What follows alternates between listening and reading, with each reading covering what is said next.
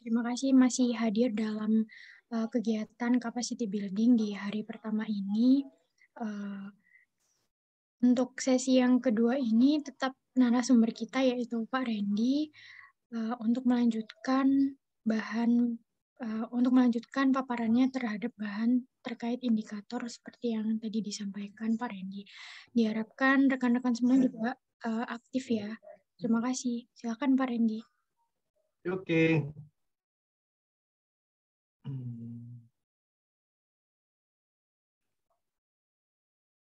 Wah, sorry tadi ada kendala teknis.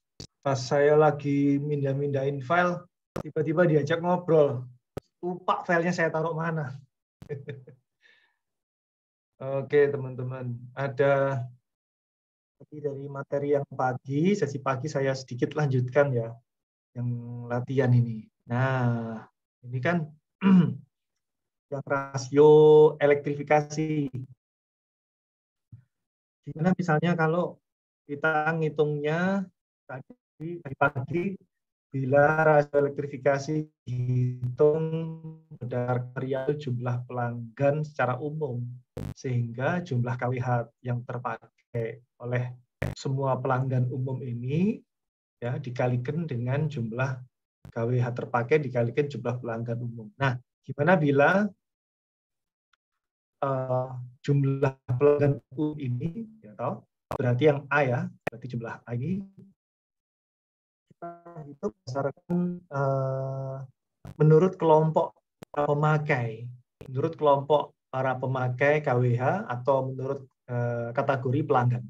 Nah, di dalam PLN itu ada 14 kategori pelanggan, 14 golongan pelanggan, mulai dari kelompok rumah tangga subsidi, satu kelompok, ya, dan 13 kelompok sisanya yang non-subsidi. Berarti ada 14 kan.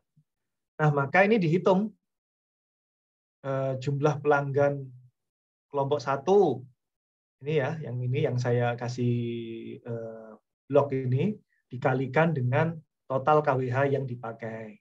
Terus kemudian A2, ini menjadi A1 dikali B1. Ya.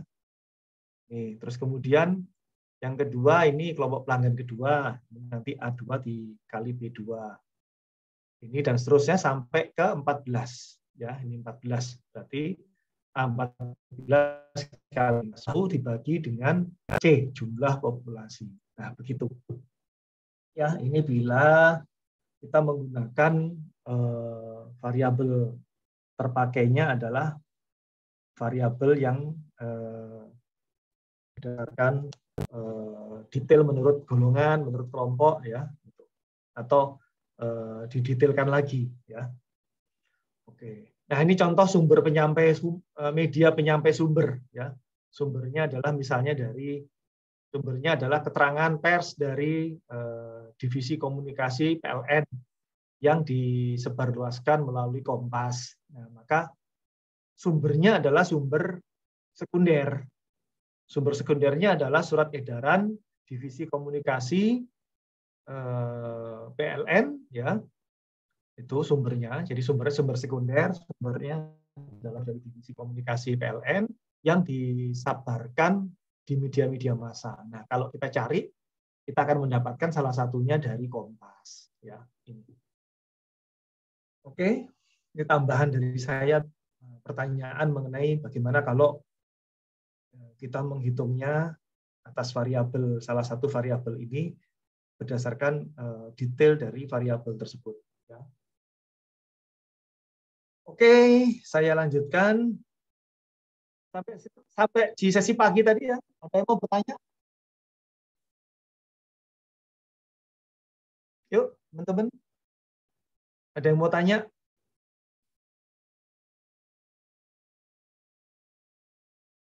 Halo. Saya belum ada Pak Randy. Ini teman-teman ada semua kan manusia? Cuma nama doang. Halo. Ini ada semua ya manusianya ya. Hadir, Pak. Ada, Pak, semuanya. Ada, Pak. Oke. Ya. Oke, saya lanjutkan topik kedua, topik sesi siang. Tata cara penelaahan dan pemeriksaan indikator. Penerapan pada pemahaman indikator dalam RKP 2022. Yang pertama adalah konsep indikator. Ya, konsep indikator. Tadi definisi indikator tadi teman-teman sudah paham ya. Sekarang konsep mengenai indikator. Indikator itu dapat memberikan sinyal peringatan, dapat membantu keputusan, ya sebagai pedoman, dapat dimanfaatkan untuk mengukur, dapat difungsikan untuk meningkatkan transparansi dalam membuat dan menilai kebijakan, dan seterusnya. Nah,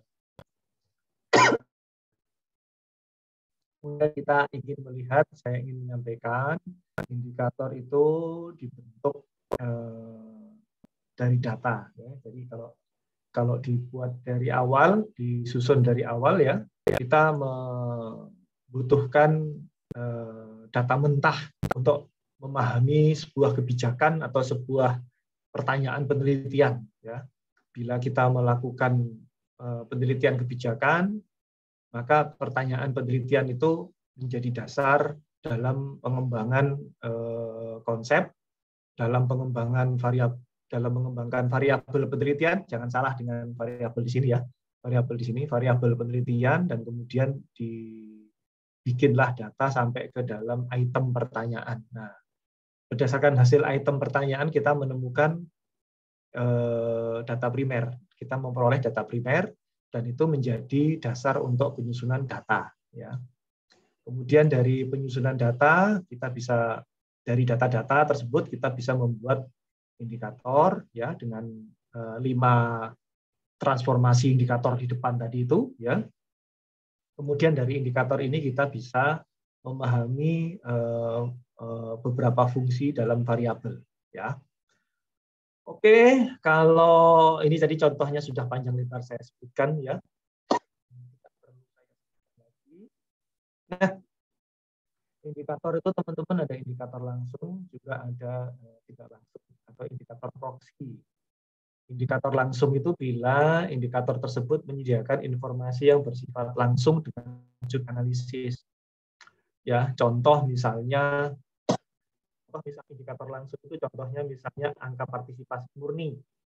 Itu untuk melihat untuk melihat atau memaknai keaktifan peserta didik dalam proses belajar mengajar, ya, keaktifan atau aktivitas peserta didik SMA dalam proses belajar mengajar. Semakin tinggi nilainya, maka dianggap keaktifannya semakin tinggi juga, ya. Namun harap diingat bahwa keaktifan tersebut hanya bersifat kuantitatif.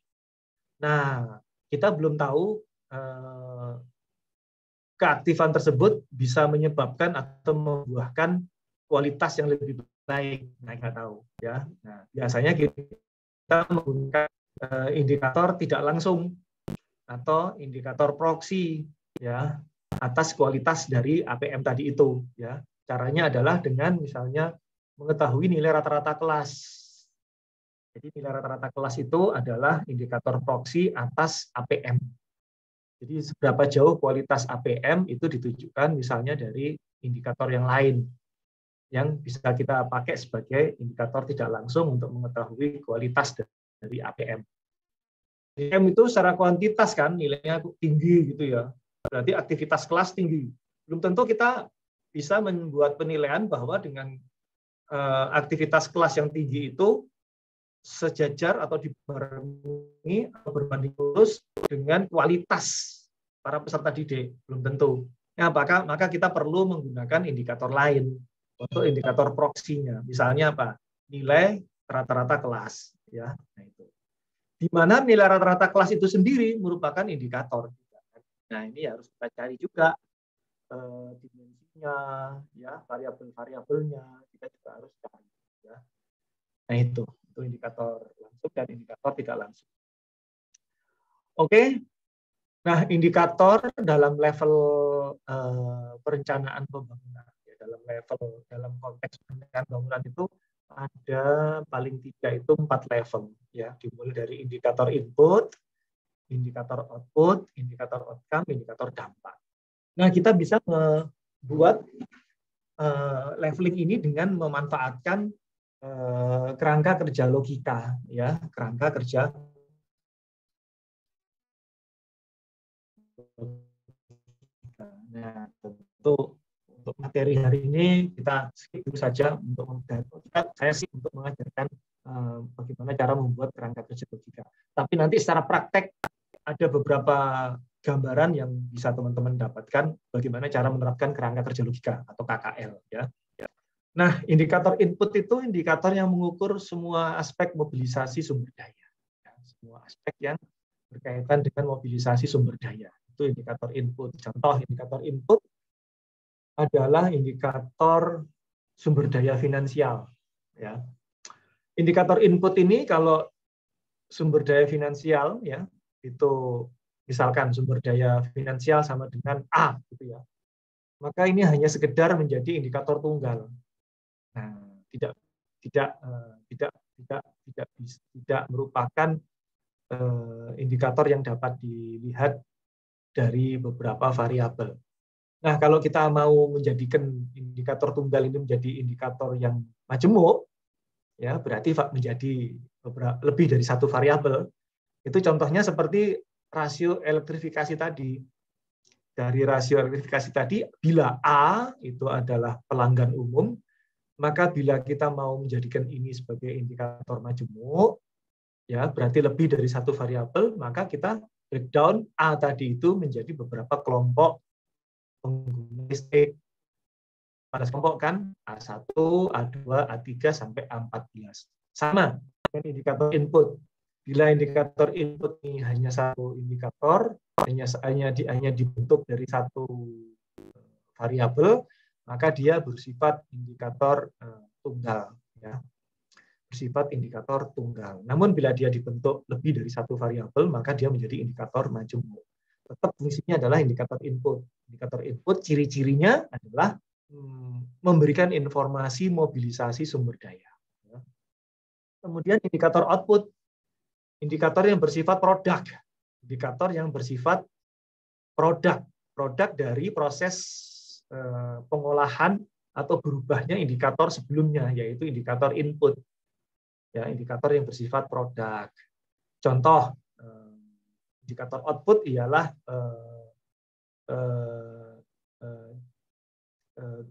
tingkat kepuasan merokok, ya, tingkat kepuasan merokok.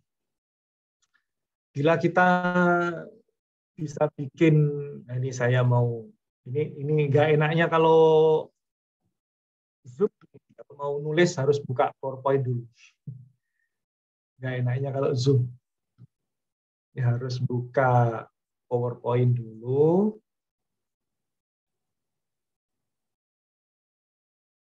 Untuk bisa dibuat tulis-menulis.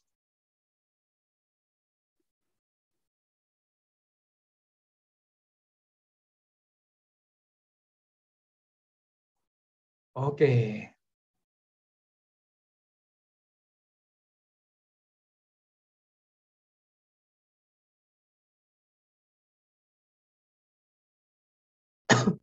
Ini adalah indikator input, ya.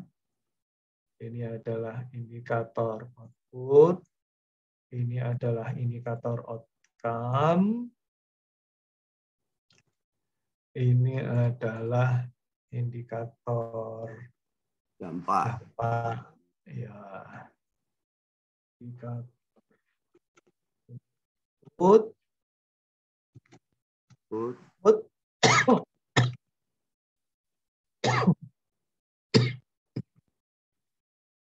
Ini outcome, hasil, ya, dampak.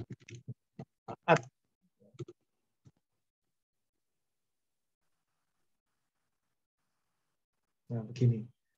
Nah, contoh indikator output bank, ya, terus barang,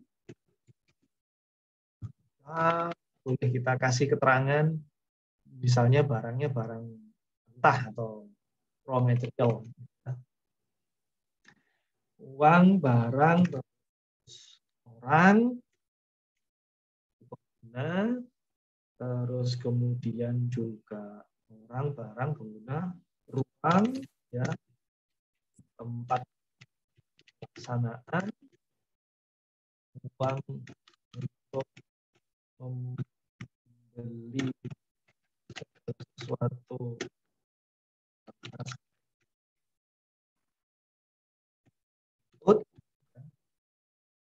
ruang, tempat pelaksanaan, terus uang, waktu pelaksanaan, ya, aspek digital ya. Nah, indikator input itu bisa satu uang, bisa barang, gitu ya. Jadi kalau uang, aspek faktor finansial, gitu, faktor uang, indikator faktor ya, faktor input uang itu, maka dia bisa ini kalau umum, ya, ini kalau umum, tapi kalau khusus ya bisa 1 tambah F2. Nah, ini berarti menjadi indikator tunggal. Kalau ini indikator jumbo atau jama. Ya. Kenapa? Karena lebih dari 1. Nah,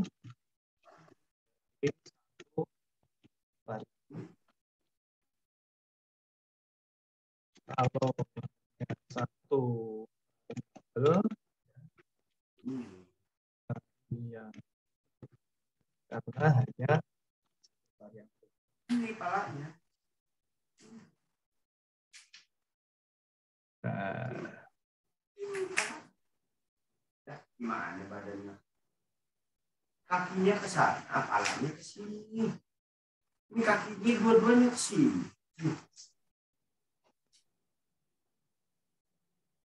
Oke. Nah, ini saya kasih contoh langsung ya. Andaikan ini saya kasih contoh indikator input ya. Uang itu adalah anggaran. Anggaran mata anggaran misalkan 11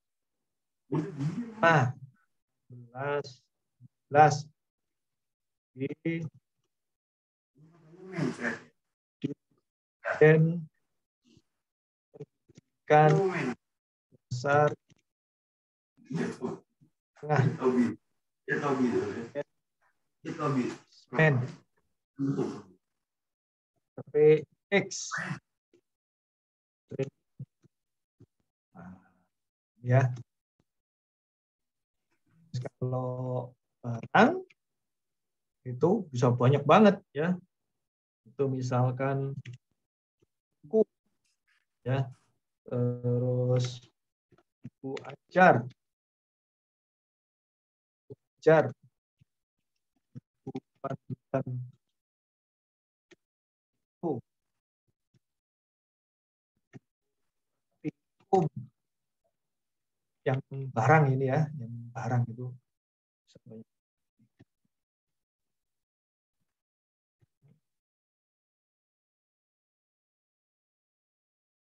Buku praktikum 2, 4 kelas, buku dan seterusnya. Banyak ya. Pelajaran ya.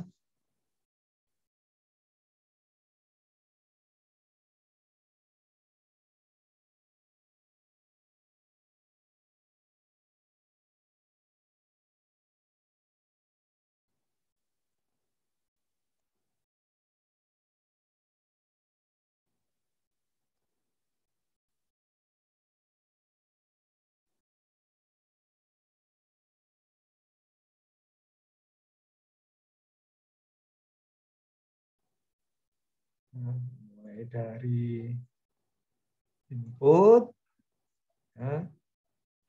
Terus kemudian ketiga, orang pengguna. Orang ini orang sebagai pengguna, berarti murid. Ya. Terus kemudian kalau orang sebagai pengguna, ya ini ada orang, bisa sebagai pengguna, orang sebagai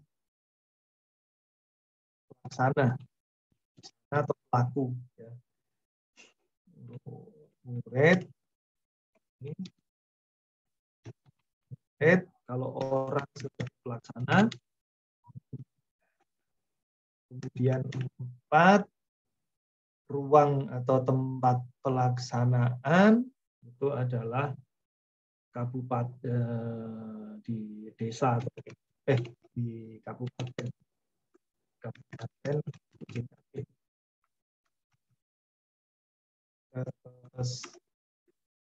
luang pelaksanaan itu jarak 2014 2015. Nah gini.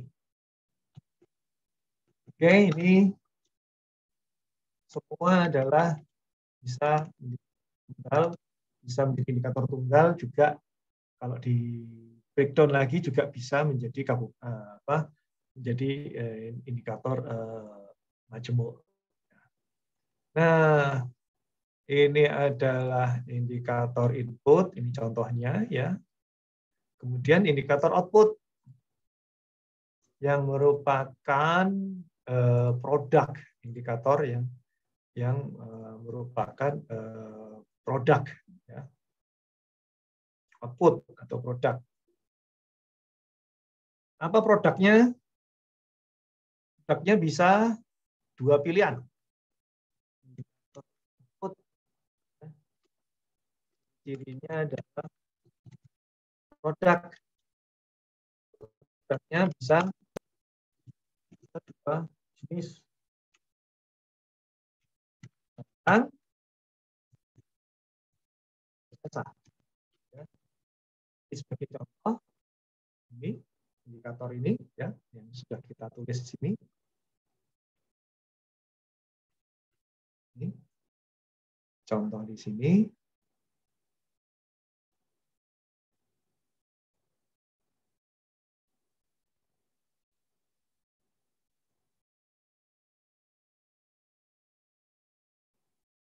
Nah,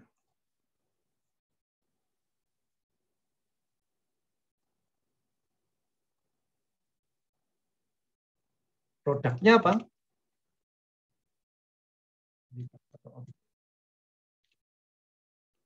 Produknya siswa. Produknya adalah dan siswa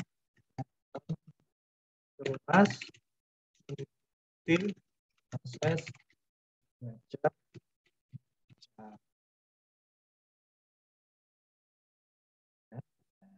Oke. Belajar. Nah, ini indikator tunggal. Andaikan proses belajar mengajar, ya, proses belajar mengajar itu kalau dia hanya dihasilkan dari satu angka, ya berarti dia hanya satu variabel.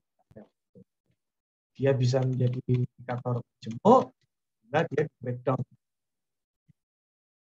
Kapan suatu indikator proses belajar mengajar bisa menjadi indikator majemuk? Ya, itu kan ada kasusnya kan. Kapan? Kapan ini? Oh, ayo, ada yang tahu? Kapan? Kapan teman-teman? Yuk. Kapan bisa terbentuk? Yuk. bila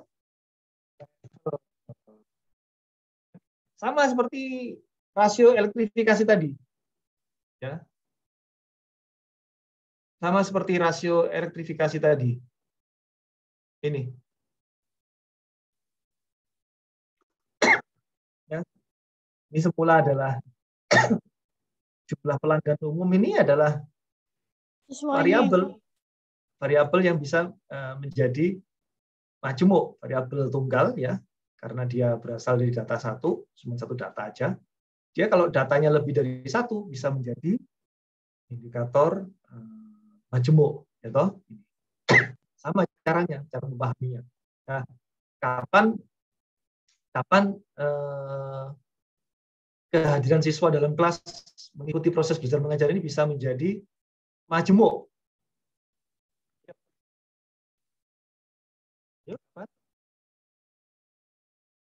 bisa mengikuti contoh rasio elektrifikasi tadi, pelanggan tadi itu, jumlah pelanggan umum dari majemuk, dari tunggal ke majemuk. Kapan? Bila level SMA digenrekkan, apa ya, di breakdown, dipecah. Jadi apa? SMA, SMU, SMK, sama jar paket C. Oke. Sama apa lagi? Madrasah aliyah. Ini ya. Oke. Nah, bila level SMA dipecah-pecah menjadi SMU. Kan APM SMA disuplai dari rata-rata kehadiran siswa di SMU, rata-rata kehadiran siswa di SMK, rata-rata kehadiran siswa di kejar paket C, dan rata-rata kehadiran siswa di madrasah aliyah dulu baru kejar paket C. Ya. SMU pun bisa dipecah lagi nggak? SMU bisa dipecah lagi nggak? Bisa. Berdasarkan jurusan ya, Pak?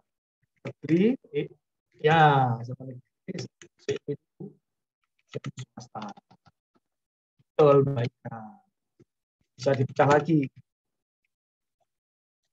Pecah lagi bisa. SMU negeri A1, pecah lagi. SMU negeri A2, SMU negeri A3, ada ya? Ada Mbak A3? Ada ya kali ya? Sama A4 bahasa. Ini. A3 itu apa, Pak? A3 IPS kalau nggak salah, Mbak. Ya. A1, A2? A2 biologi. Oh. A1 IPA. Zaman Kalau saya dulu. terakhir zaman saya sih IPA, IPS, bahasa sih, Pak. Oh, gitu. Ya udah. Iya. Zaman saya IPA, IPS. Masa gini? Iya. Cara menyusun operasi bilangannya sama seperti pada saat kita menyusun rasio elektrifikasi tadi, ya.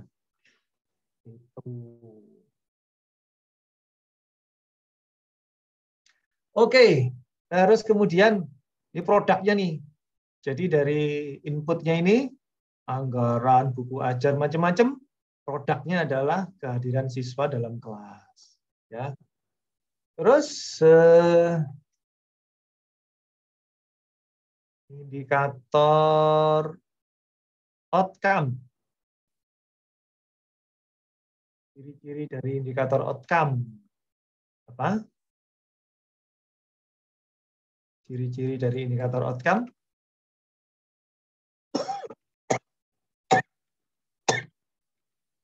Apa? Produk tadi itu, ya. Produk tadi itu sesuai namanya ya. Produk tadi itu kemudian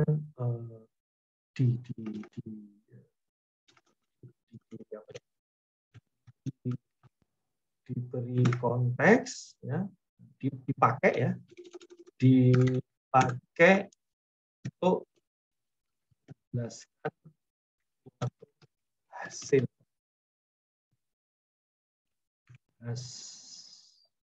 Ya.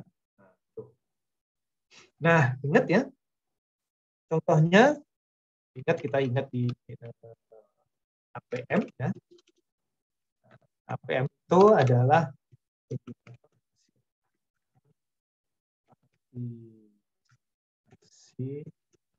murni.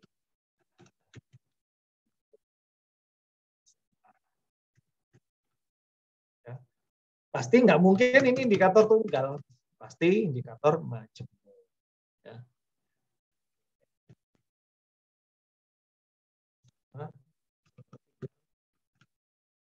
bahas. Oke, nah APM, SMA, proksi. Ya. Apa itu? Rata-rata nilai rata-rata kelas. Proksi. Nilai rata-rata kelas. Ini juga pasti indikator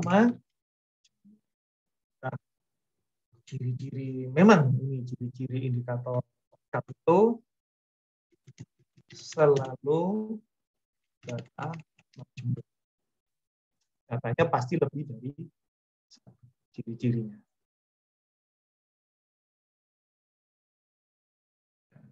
Ya. Selalu data majemuk. Selalu datanya lebih dari satu. Nah, yang betulnya lebih satu ciri-cirinya. Sudah pasti.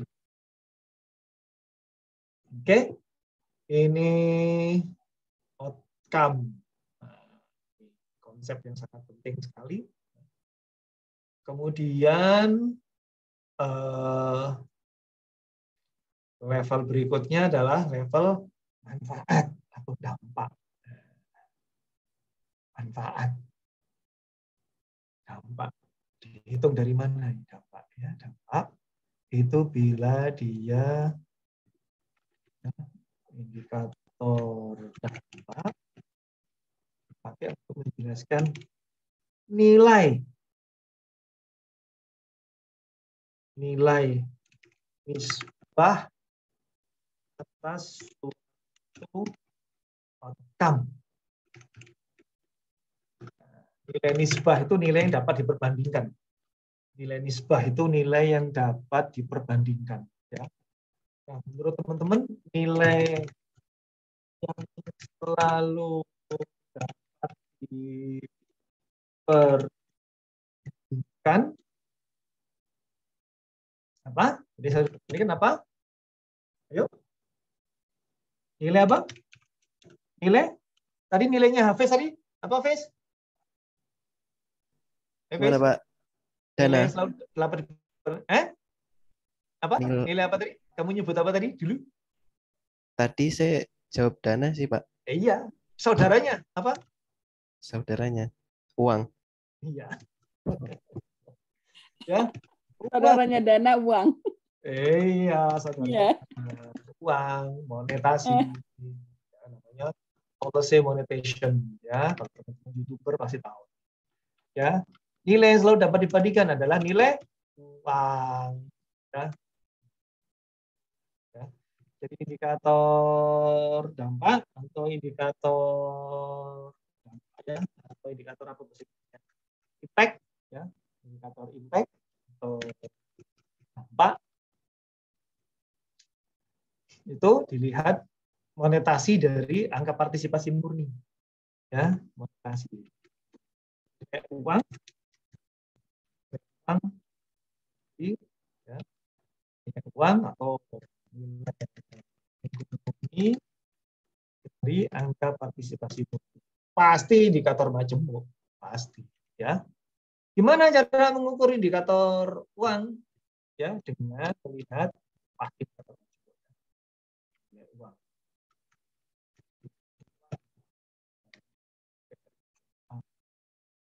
Itu pasti indikator ya. Gimana cara mengukurnya? Ya, misalnya ya. Misal pengukuran gimana? Ya. Oke. Nisbah pada nilai rata-rata kelas. Apa disebut apa itu namanya? KKM ya. KKM atau rata-rata kelulusan ya, KKM ya. Nah, nisbah pada KKM.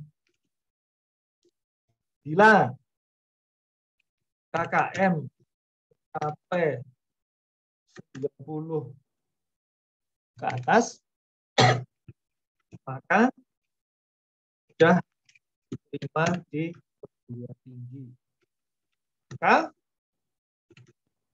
Maka potensial lulus S1 sudah diterima di S1 perguruan tinggi negeri. Maka potensial lulus S1 PTN baik, maka terima di atas. Maka G tahun pertama MP berapa Viv gajimu Viv? 10 juta? Berapa Viv? 8 juta Viv? 6 juta. 6 juta per bulan. Ya. 6 juta per bulan atau kali 14 ya. 14. Dengan 60 24 84 juta per tahun.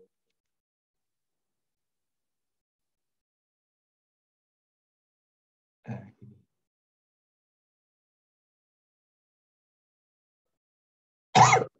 Nah, ini nisbah.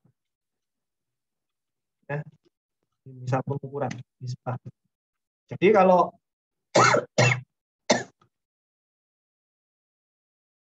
APM tadi APM-nya kucing cantik tadi berapa? 90. Kita cari data berapa proporsi KKM di atas 90, data yang di bawah 90.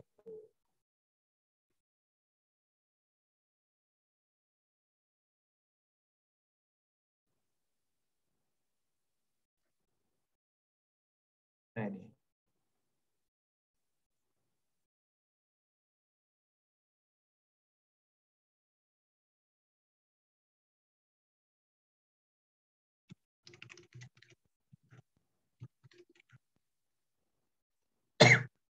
Oke, ya ini indikator dampak nilai uang, ya.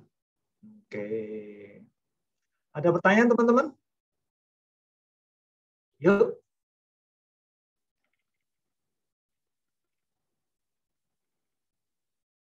Yuk. Nah, kalau diperpanjang lagi sebetulnya indikator dampak itu ada dua. Ya, indikator dampak itu ada dua, yaitu dampak yang berhubungan langsung dengan fenomena yang kita hadapi, dalam hal ini pendidikan misalnya, dan maka dampaknya adalah dampak langsung pada APM siswa tersebut, ya, pada APM SMA tersebut. Dan dampak yang menjadi dampak atau manfaat dari sektor lain yang sudah di luar fenomena kita. Siapa itu penerima kerja? Dampak. Kita menyebutnya dampak. Ini adalah dampak derajat 1, ya. Itu dampak yang terkait langsung dengan fenomena ini ya yang kita ceritakan ini. Yang kita ceritakan di sini ya. fenomena yang terkait dengan pendidikan. Ya. Nah, ini fenomena ini.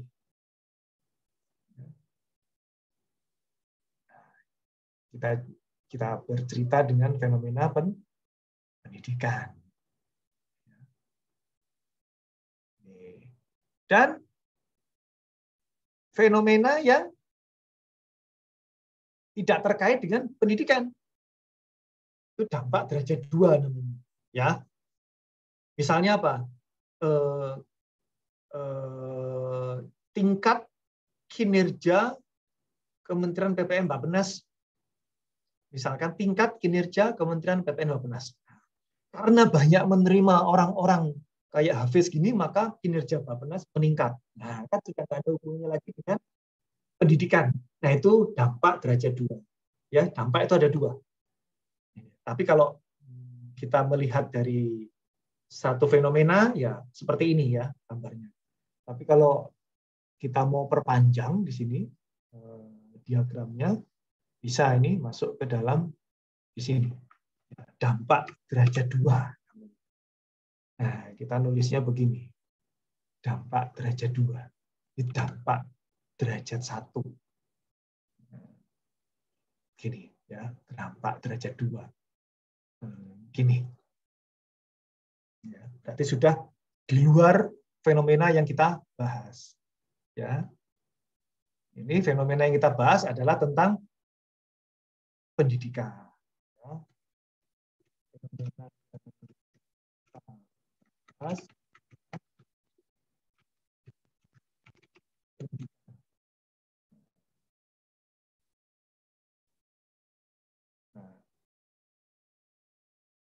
kalau ini nanti kalau kita membahas dampak 2, yang kita bahas di luar pendidikan. Ya. Misal penempatan lulusan 1 kepada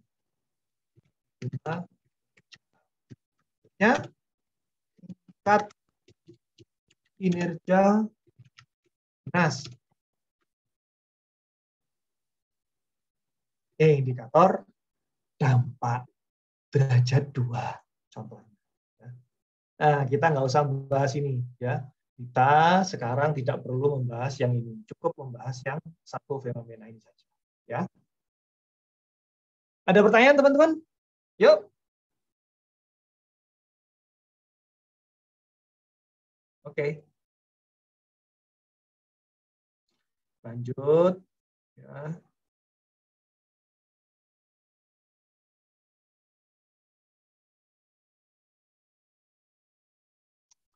Indikator dampak sudah ya, ini sudah. Oke. Nah, berikutnya prinsip-prinsip penyusunan indikator. Wah, ini tambah lama tambah meletek nanti ya. Kita kapan berakhir, baik Kak? Untuk membatasi saya menyampaikan materi terlalu banyak. Takutnya meletek nanti. Sampai jam berapa, baik Kak? Jam 3 ya, paling.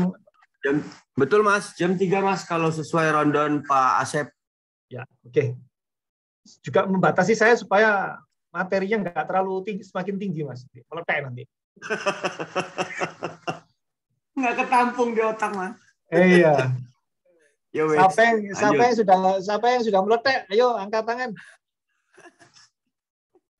Siapa yang kepalanya sudah meletek, sudah mau pecah?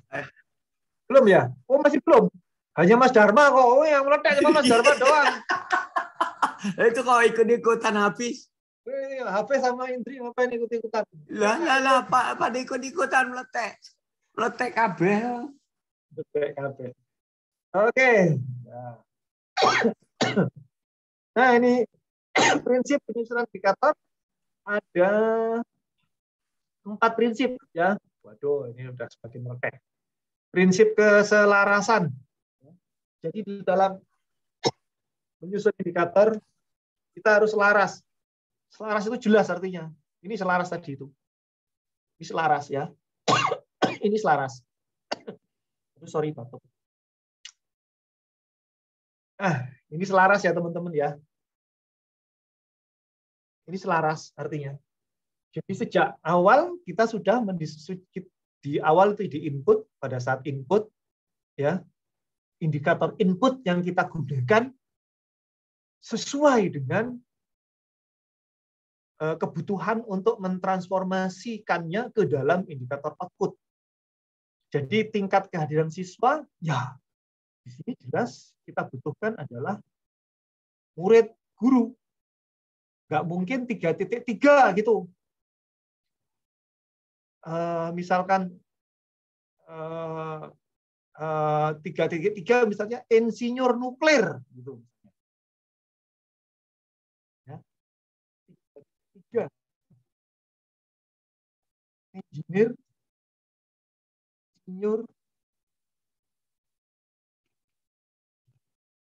nuklir.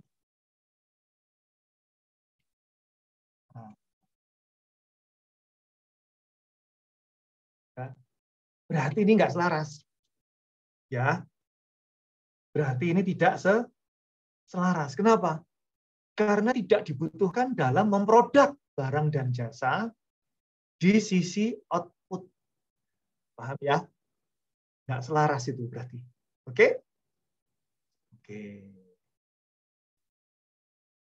Kemudian, nah itu gampangnya ya. Tidak selarasnya itu ya. Bayangin kalau misalnya ini. Ketika sebuah prioritas nasional itu disusun, ditetapkan, ya, misalkan prioritas nasionalnya adalah, saya lupa Mbak Ika. Apa Mbak Ika? Prioritas nasional 2022? Misalnya Mbak Ika? Mbak Ika ingat nggak? Misalnya apa? Prioritas nasional 2022 misalkan pembangunan SDM. Gitu ya. Indikatornya adalah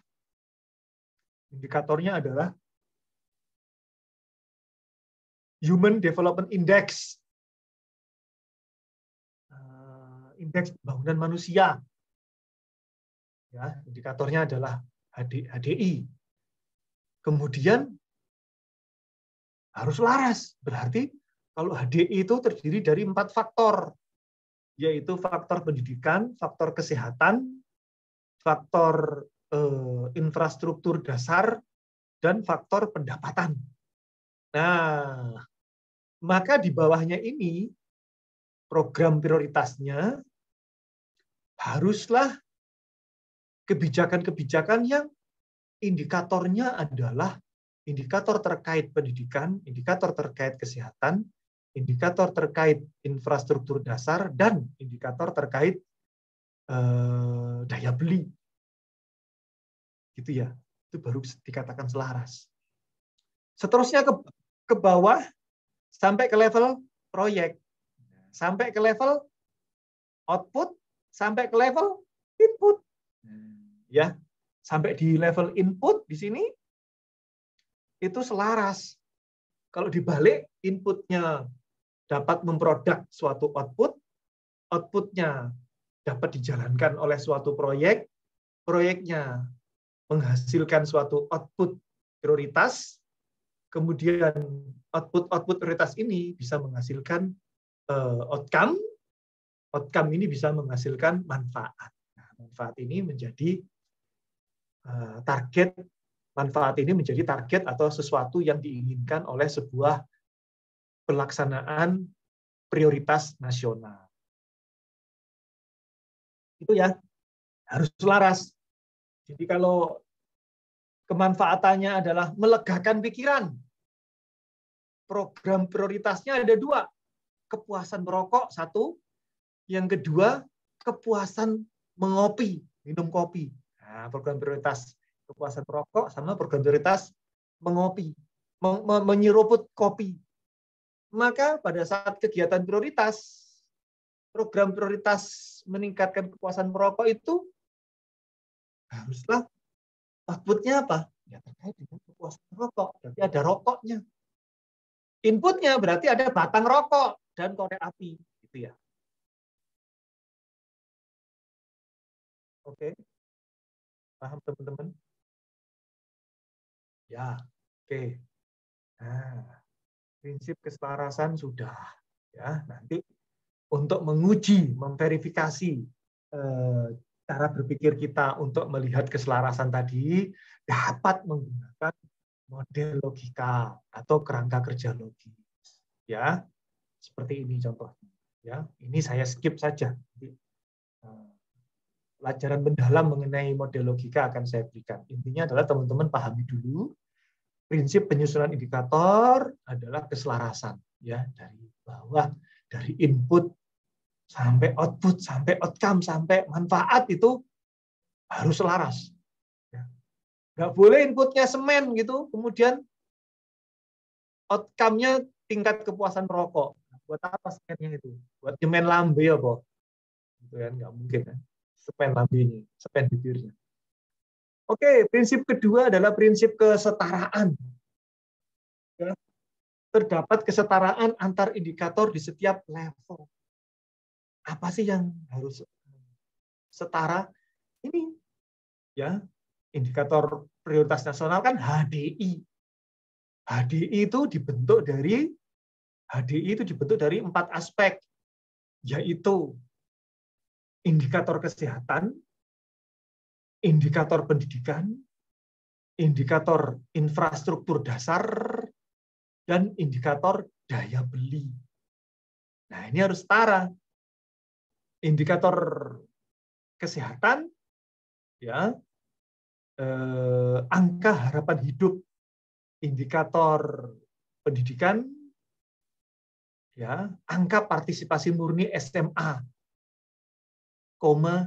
angka partisipasi murni SMP, angka partisipasi murni SD, angka partisipasi murni PAUD, tambah lagi yang di depan tadi itu, angka partisipasi murni S1, di depan tambah lagi angka partisipasi murni S2, S3, gitu. Nah, itu setara. Tidak boleh, ini nggak setara. Ya, prinsip kesetaraan. Indikator program prioritas 1, kesehatan, ya, angka harapan hidup. Indikator program prioritas 2, pendidikan, itu tingkat kehadiran siswa. Nah, ayo, kenapa nggak boleh? Yuk, jawab. Kenapa kok nggak boleh rata-rata kehadiran siswa SMA? Ya, pasti nggak setara, pasti. Kenapa? Ayo, teman-teman. Kenapa? Karena bukan variabel IPM-nya ya, Pak. Pasti angka rata-rata sekolah itu adalah bagian dari IPM. Itu pasti, Mas. Tapi kenapa nggak boleh angka kehadiran siswa, tingkat rata-rata kehadiran siswa menjadi indikator program prioritas? Itu nggak boleh. Kenapa? Karena nggak setara, pasti. Kenapa kok nggak boleh? Yuk. Karena dia turunan dari indeks pendidikan lagi kan. Karena ini kan. Karena rata-rata kehadiran siswa itu levelnya adalah pada variabel atau pada pembentuk dari indikator SMA itu sendiri. Jadi kan berarti tingkatnya dia di dalam SMA, ya toh? Di dalam APM. Gitu. Iya, Pak. Sama dengan populasi 16-18. Boleh nggak dia menjadi indikator program prioritas? Tidak boleh, karena tidak setara. Kenapa? Karena rata-rata kehadiran siswa SMA dan populasi 16-18 adalah variabel dari indikator program prioritas APM SMA. Ya, itu tidak setara.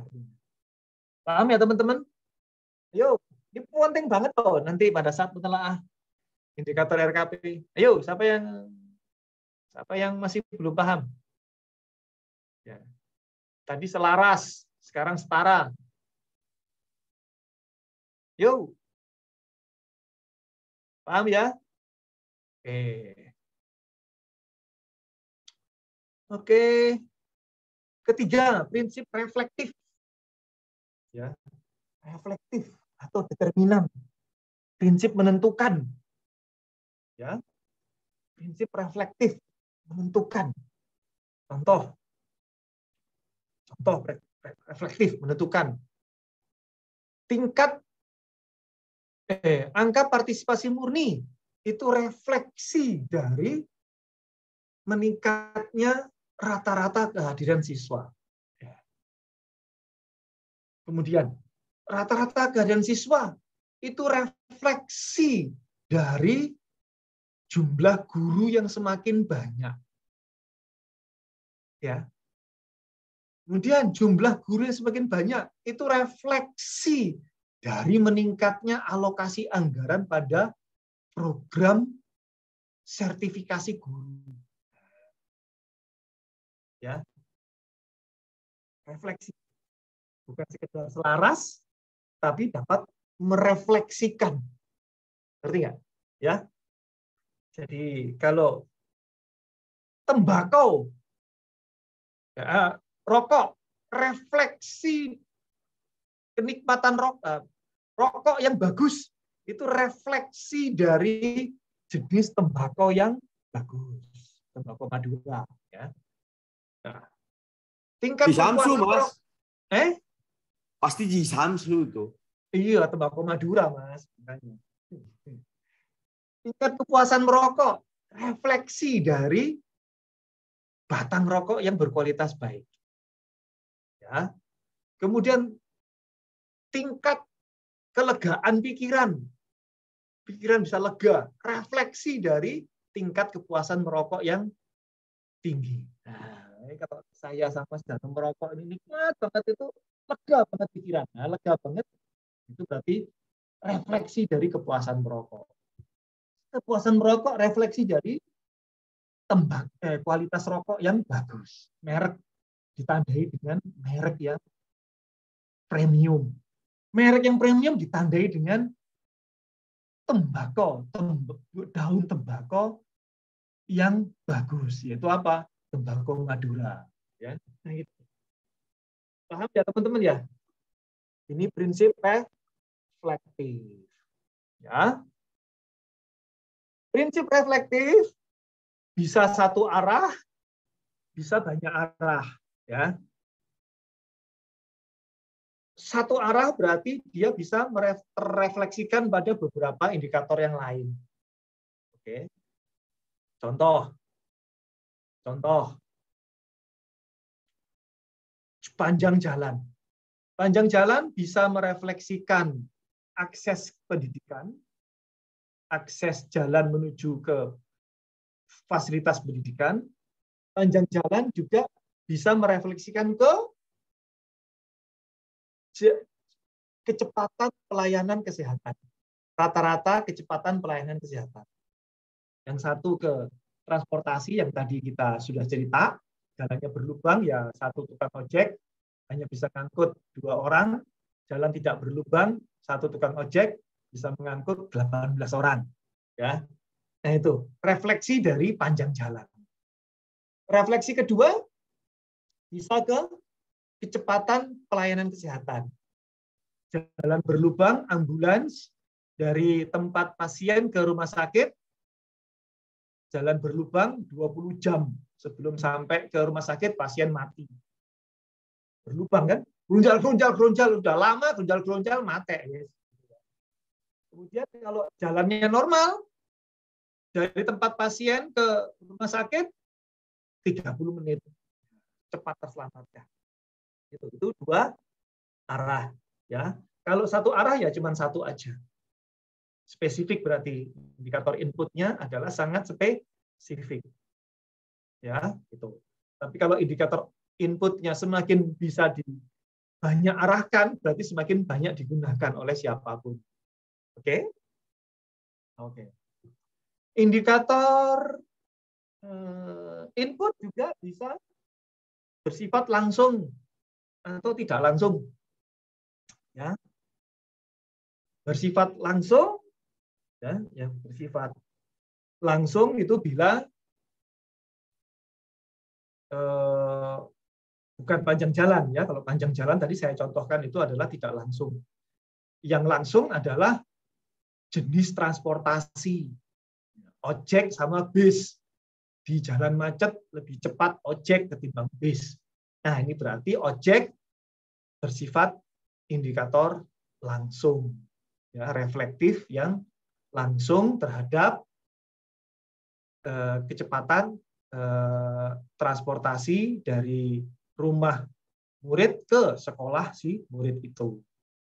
Ya, kalau tidak langsung jalan tadi itu, ya, oke, paham ya? Ini contohnya, saya skip saja, ya. Nah, terakhir prinsip keterukuran. Jika prinsip keselarasan, jika prinsip kesetaraan, jika prinsip reflektif ini dapat diwujudkan, pasti indikator tersebut dapat diukur. Oke? Jika suatu indikator selaras, setara, reflektif, maka indikator tersebut dapat diukur. Bila kurang dari 1, maka tidak dapat diukur. Bila tidak dapat diukur, maka bukan indikator yang baik. Berarti kalau bukan indikator yang baik, berarti ya bukan indikator. Oke? Ya. Ini contohnya, ya. Nah, ini contohnya. Ya, contohnya yang tadi itulah. Pendidikan tadi itu ya. Ini kesehatan, ya. Indikator inputnya, penyediaan jumlah tenaga medis, jumlah puskesmas, ya. Lalu ada proses, ya. Lalu ada output, jumlah dokter, bidan, puskesmas, ada outcome, impact-nya, ya. Impact-nya derajat kesehatan. Ini ya. Oke, ada pertanyaan, teman-teman?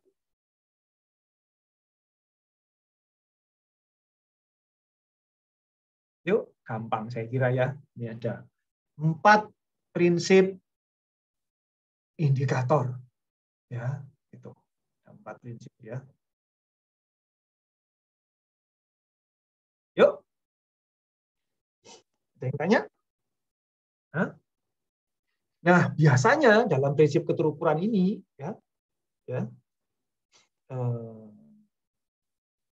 apa namanya? Untuk prioritas nasional itu biasanya ditandai dengan outcome, ya, minimal ya, outcome, maksimal impact. Program prioritas ditandai oleh outcome. Kegiatan prioritas, proyek prioritas, kegiatan saja yang sesuai dengan Ninja KL, 3-3-nya ini biasanya ditandai dengan output. Nah, yang input itu ada di dalam RKAKL, Rencana Kerja Anggaran Kementerian Lembaga. Ya, ada di RKAKL. Input. Ya. Oke, ini materi penelaahan akan saya sampaikan besok pagi. Besok hari apa ya? Besok Kamis sampai Jumat. Subhanallah, wong tua lali ya. Besok Kamis. Ada pertanyaan teman-teman? Sudah? Ini materinya sudah saya singkat tadi. Tata cara penelaahan pemeriksaan indikator. Yuk. Silakan. Mau nanya?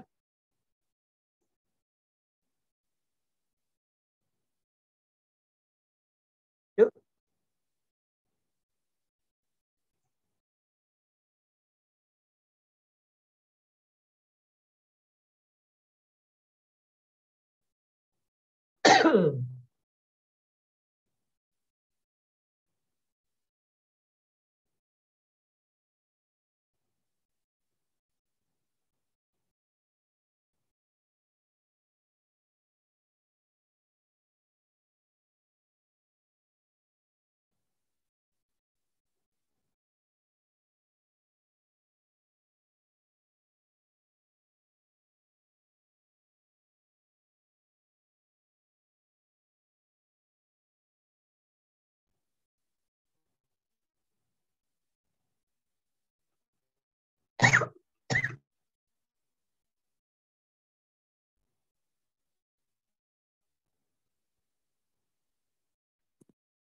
Mas, mungkin saya mau nanya lebih umum ya.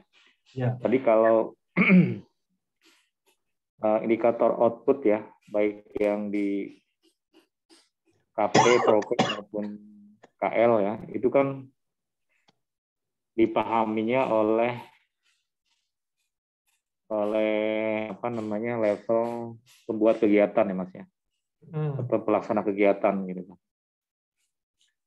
Nah, sedangkan yang dari outcome ya sampai impact itu hanya Bappenas mungkin ya yang concern ya Mas. Ya, sesuai tugas di dalam Undang-Undang 25 memang hanya Bappenas. Ya. Nah, artinya tentunya yang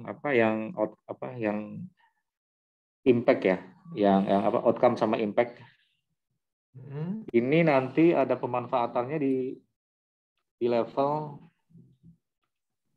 atau pada saat tadi kan kalau yang namanya output kan orang paham lah ya, cenderung mudah kan karena ya, tadi betul. terasa oleh penerima manfaat lah gitu kan. Nah, sedangkan yang outcome sama impact itu lebih sulit juga dipahaminya, dibuatnya maupun digunakan ya Mas ya. Seperti itu nggak Mas? Yang ini? Yang outcome sama dampak sama impact ya. Ini yang merah sama biru. Iya, merah sama biru, apalagi yang merah sama biru aja. Itu dirasakan. Iya, kapan itu dirasakan Mas? Sehingga orang punya motivasi untuk mengukur outcome maupun impact gitu. Sulit untuk dirasakan karena memang tidak bisa diukur. Iya. Jadi misalnya kan fenomena MP kan, major project itu mungkin karena Pak Presiden misalnya pingin ada output yang langsung terasa oleh masyarakat gitu. Betul. Seperti itu. Karena salah merancang. Ya. Karena salah dalam ini. Contohnya ini, Mas. Ini aja. Ya. Nah, ketika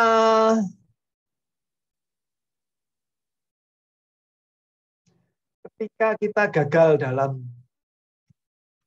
ketika berencana gagal menuangkan indikator dampak, indikator impact, ya,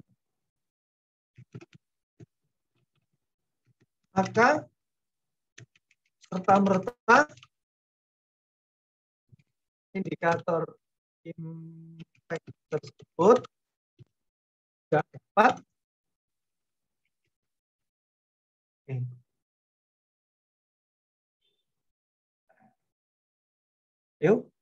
tidak dapat yang istilah saya tadi itu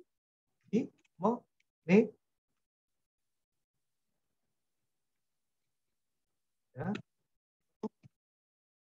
nisbah ukuran yang dapat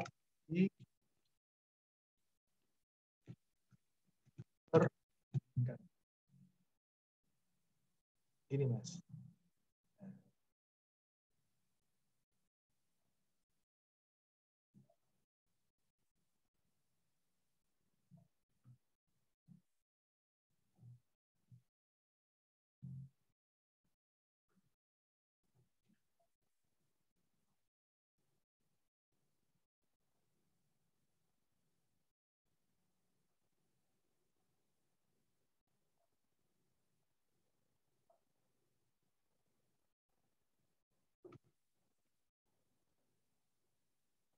Nih, ini kejadiannya yang Mas Asep tadi itu ini.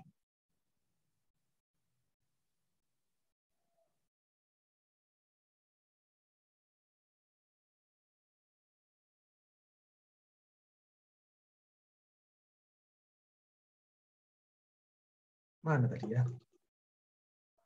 Ada tadi. Tunggu.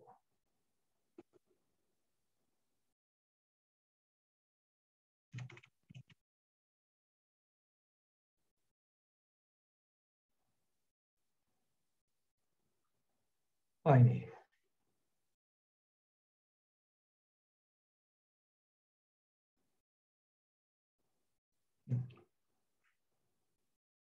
Ini Mas, ya. Nisbah ini. Nisbahnya apa? Nisbahnya adalah KKM yang di atas 90 berpotensi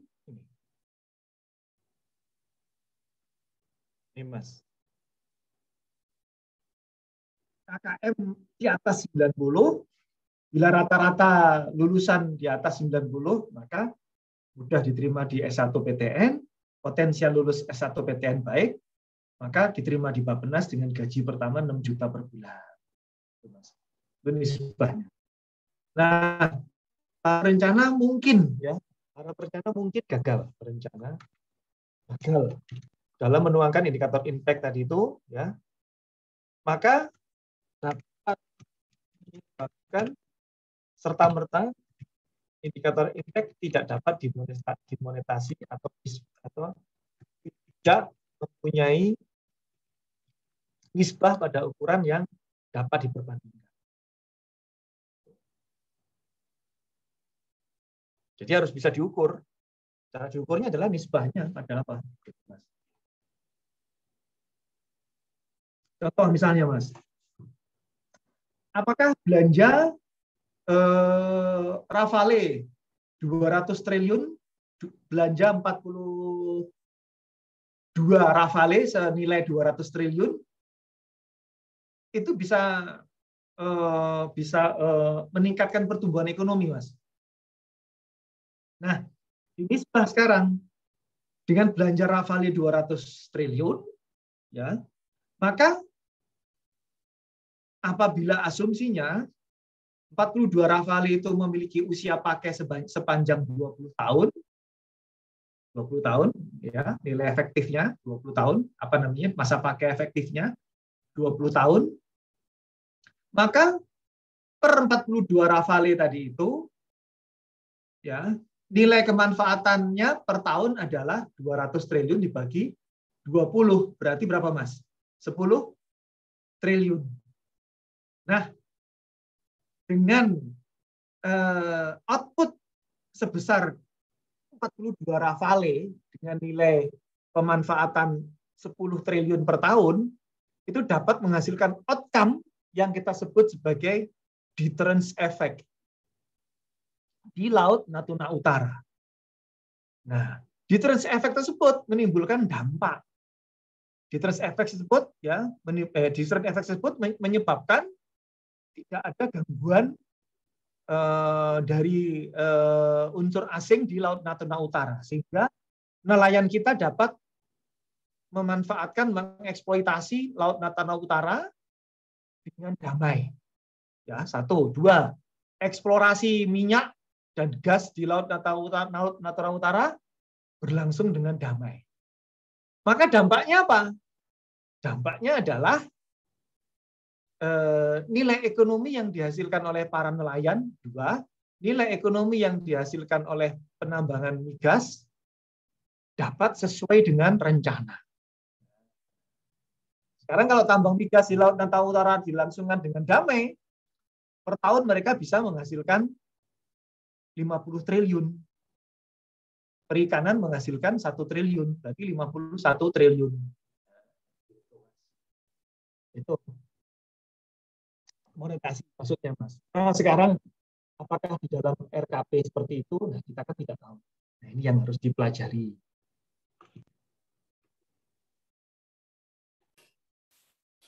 Jadi dampak, bisa nggak disimpulkan bahwa dampak itu selalu dihitung ujungnya ke nilai ekonomi, ya? Uang, ya, betul. Ekonomi yang akan dirasakan oleh masyarakat, idealnya gitu, Mas, ya? Nilai ekonomi yang diterima negara. Diterima negara. Iya, diterima oleh negara itu kan bisa rakyat, bisa pemerintah. Gitu. Iya, iya. Itu selalu ke ekonomi, ya? Harus iya. Idealnya, ya? Bukan ideal. Kesepakatan internasional. Ayo, dari mana? Kesepakatan internasional. Kenapa? Kecuali Bhutan sama Tibet kali ya. Bhutan, Tibet, sama Nepal. Sama Jogja. Semua negara menggunakan nilai ekonomi dalam menghitung pertumbuhan ekonomi. GDP, USD atau pakai rupiah. Gross Domestic Product, ya. Gitu.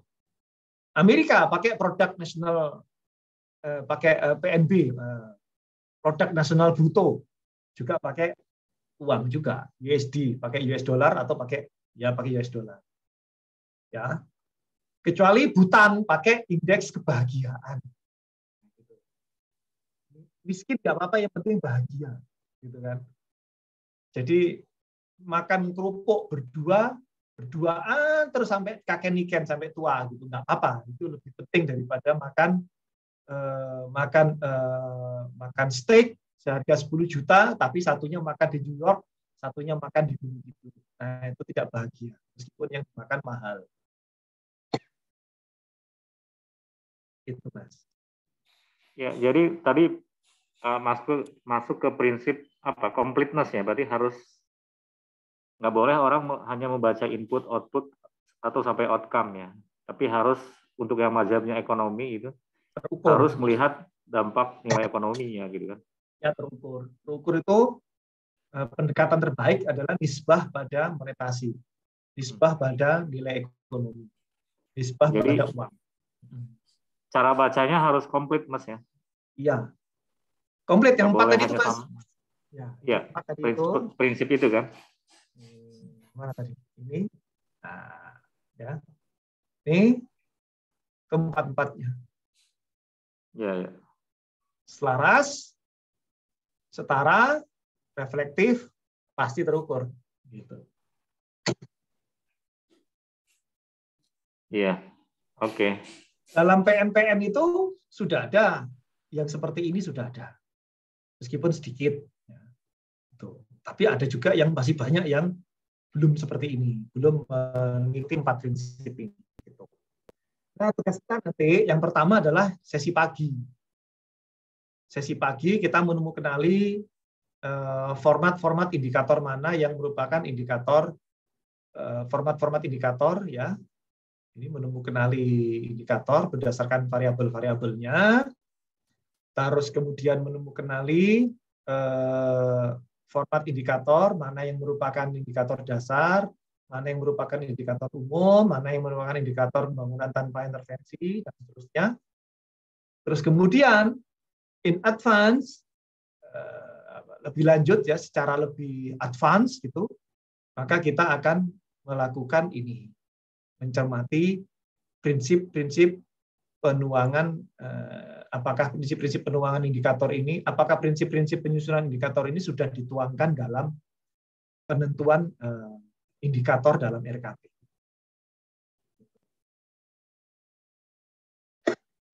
Nah, yang sesi pagi tadi itu berhubungan langsung dengan jenis data yang dapat kita supply. Berhubungan langsung dengan jenis data yang dapat kita supply. Contoh, bila kita bisa melakukan bisa membuat pola konstruk hubungan antar variabel, maka kita akan bisa mengetahui data apa saja yang dapat dipenuhi oleh variabel-variabel ini.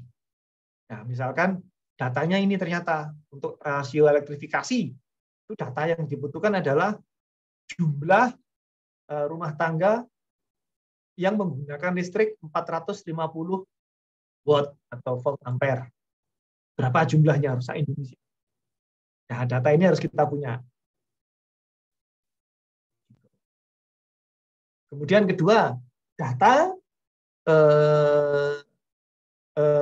pengguna 900 volt ampere. Kemudian data pengguna 1300 volt ampere dan seterusnya. Oh, nggak punya? Oke, kalau gitu pelanggan umum. Pelanggan umum bisa diambil dari PODES. Tapi kalau pelanggan berdasarkan kelompok, datanya kita ambil langsung dari sumber primer. Siapa itu sumber primer? PLN. Kalau nggak bisa, ya dari sumber sekunder, yaitu apa? Podes. Dalam hal ini kedudukan podes itu sumber sekunder, Mas. Karena sumber primernya adalah PLN. Gitu ya. Nah, ini berlaku, contoh ini berlaku untuk sekitar berapa, Mbak? Ika? Sekitar berapa, Mbak Ika? 300-an indikator ya dalam RKP. Iya, 500-an kemarin. 500-an. Nah, nanti kita satu persatu kita ginikan. Gitu. Jadi nanti dalam prakteknya kita itu sama-sama kenali ya, apa namanya, berbagai indikator yang di lampiran RKP itu sesuai dengan kerangka logis tadi ya, yang prinsip 4 tadi itu ya. Sehingga tadi ujungnya kerangka logis belum, jangan dulu. Belum ya. Belum. Nanti tambah kletek, Mas. Lebih rumit kalau kerangka logis itu masuk nanti spasial aspek juga.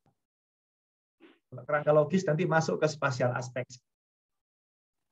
Itu baru bisa kita tinjau dengan menggunakan kerangka logis. Kalau ini baru melihat, yang sesi pagi tadi melihat bagaimana kita bisa menyediakan data. Ini ya. Apakah data primer, data sumber primer, bukan data primer ya, data sumber primer, ataukah data sumber sekunder. Sumber sekunder itu podes. Karena kita tidak berhasil menghubungi orang PLN, ya sudahlah, nggak bisa dihitung satu persatu. Oke lah, pakai yang umum aja deh, yang di podes. Gitu.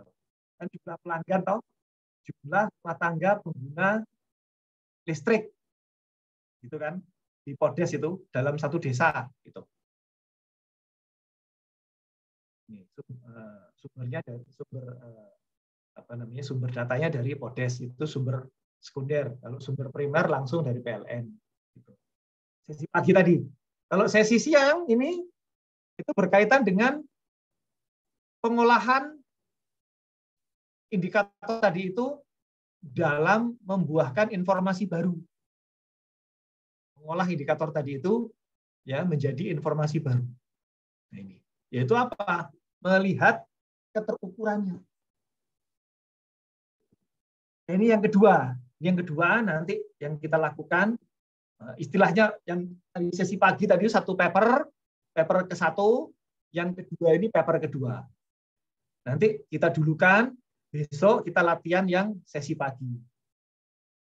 Bila sesi pagi sudah bisa, nanti kita masuk ke sesi siang yang ini. Itu kita bikin papernya. Kita belajar bikin papernya. Gitu kira-kira.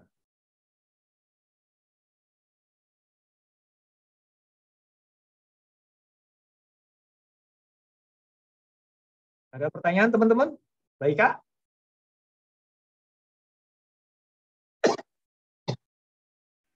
Dari saya belum ada. Belum ada pertanyaan. Nanti udah jelas ya, wes keren, wes mantap. Mantap. Ya. Oke, kalau tidak ada pertanyaan, kita akhiri sesuai dengan rundown yang sudah kita ya, rundownnya ya bisa 3 ya. Nah. Kita akhiri aja, baik, Kak ya? Iya Pak, boleh Pak. Bisa kita lanjutkan besok untuk sesi besok, Bapak. Ya. Mungkin sebelum ditutup dari teman-teman ada yang mau ditanyakan? Yuk.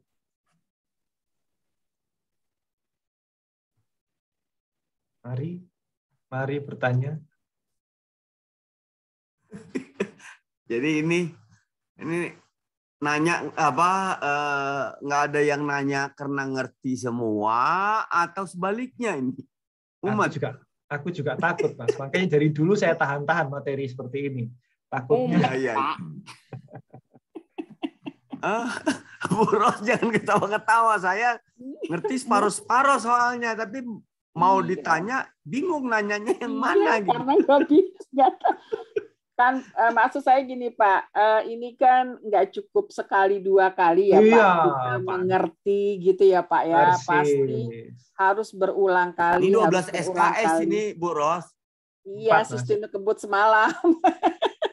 12 SKS nggak bisa cuman waktu 3 jam. Iya, makanya Pak, ini buat teman-teman Iya. yang masih muda-muda ini kan perlu banyak latihan ya, karena pasti contoh-contohnya kan juga akan beraneka ragam yang ditemui nanti di dalam Betul. pekerjaan, gitu ya Pak. Saya juga Betul. mumet juga. Tapi alhamdulillah Pak Randy-nya sabar. Sabar. Memang, Pak.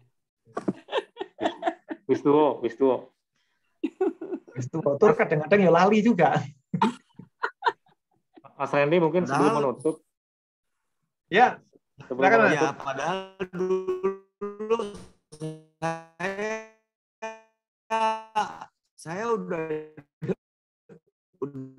udah 2 kali nih ngikutin waktu di SPP EPP juga udah ngikutin kok, malah sekarang agak paham tapi lanjut Iya, Pak iya, Sep. ini saya bertanya ini Mas Randy, apa namanya? Kita kan menemukan di buku RKP ya, dokumen RKP itu ada pembahasan indikator itu selalu dikaitkan dengan untuk setiap RKP itu ada baseline ya, yang baseline itu diambil dari RPJMN biasanya kan. Oh, angka. Angka, terus ada capaian, lalu ada target ya. Nah itu sebenarnya itu belum sempurna ya untuk menggambarkan setiap indikator itu ya. Maksudnya tadi yang format baseline, capaian, kemudian target ya. Nah itu ada format itu kayak ada beberapa dokumen yang formatnya seperti itu gitu. Itu gimana Mas? Itu terlalu sederhana ya atau masih belum sempurna? Kita nggak membahas ke situ sebetulnya, Mas. Kalau baseline itu berarti sudah ada nilai kan? Yang kita lihat, yang kita cermati itu benar-benar indikatornya saja. APM gitu. Bukan APM sama dengan 90. Yang kita cermati bukan 90-nya. Tapi yang kita cermati itu adalah APM-nya. Saya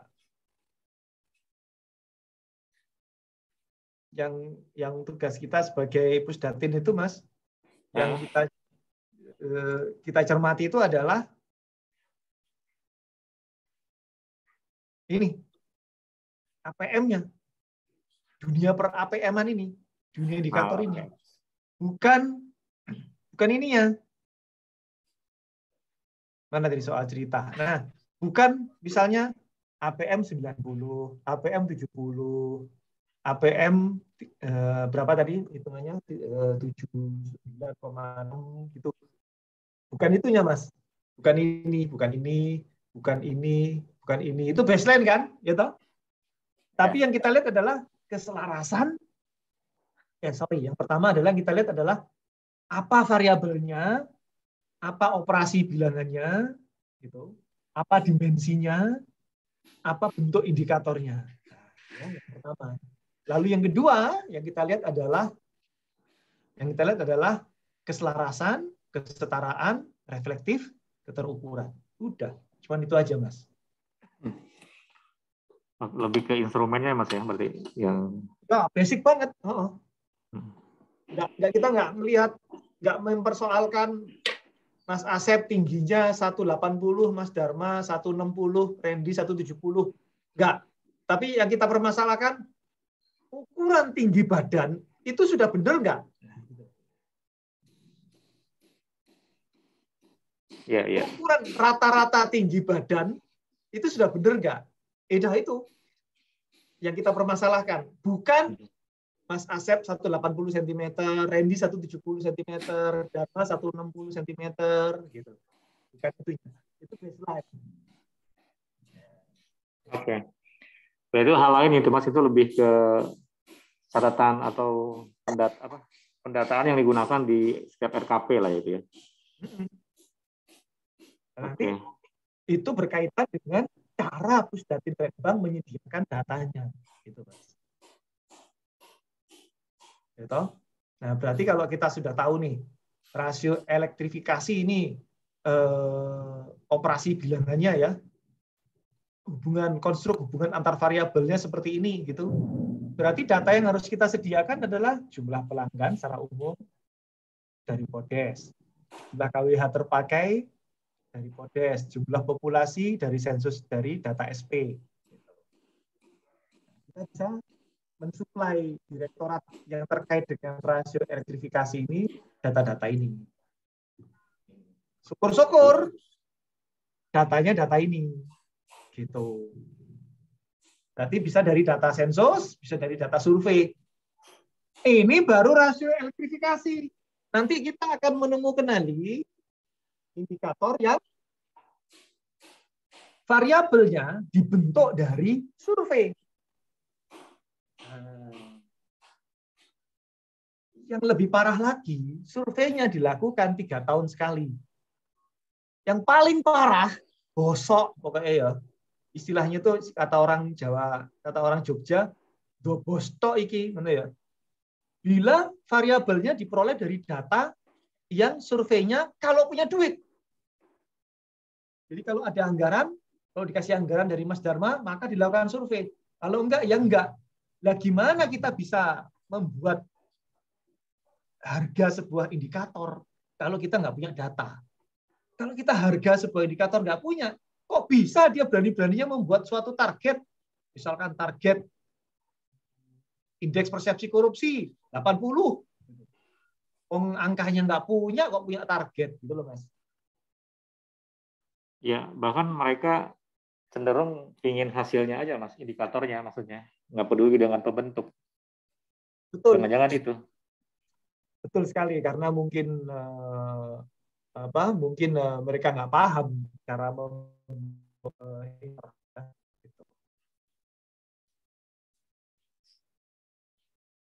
Oke, siap. Yuk. Makasih. Ada lagi? Jadi kalau saya melihat memang ya tugas kita di Pusdatin ya hanya sebatas itu, karena nanti yang untuk angka-angkanya itu ya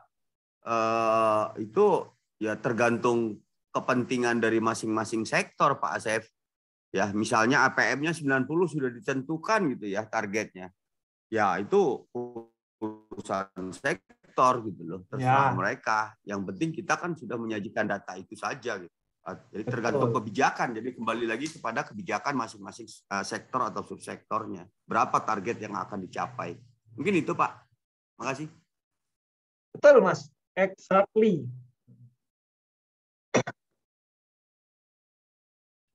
Oke, baik Kak. Silakan ditutup. Terima kasih atas perhatian teman-teman. Asar ya?